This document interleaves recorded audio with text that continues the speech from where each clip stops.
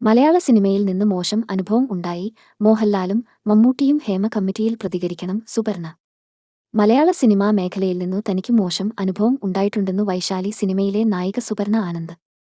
വൈശാലി, ഞാൻ ഗന്ധർവൻ തുടങ്ങിയ ചിത്രങ്ങളിലൂടെ മലയാളികളുടെ മനസ്സിൽ ഇടം നേടിയ നായികയാണ് സുപർണ. പ്രശ്നങ്ങൾക്ക് ഇനിയെങ്കിലും പരിഹാരം വേണമെന്നും സുപർണ പറഞ്ഞു. പീഡനക്കേസിൽ പ്രതിയായ നടന് മുകേഷ് എമ്മിലെ സ്ഥാനം രാജിവയ്ക്കണം. മുതിർന്ന നടന്മാരായ മമ്മൂട്ടിയും മോഹൻലാലും ഹേമ കമ്മിറ്റി റിപ്പോർട്ടിൽ പ്രതികരിക്കണമെന്നും സുപർണ അഭിപ്രായപ്പെട്ടു.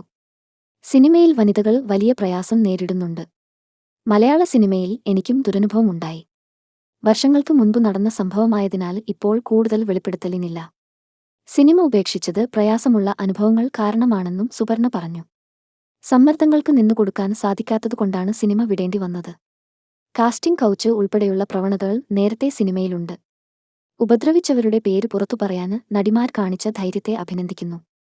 പരാജയമായതുകൊണ്ടാണ് അമ്മ ഭരണസമിതിക്ക് രാജി വയ്ക്കേണ്ടി വന്നതെന്നും സുപർണ വ്യക്തമാക്കി.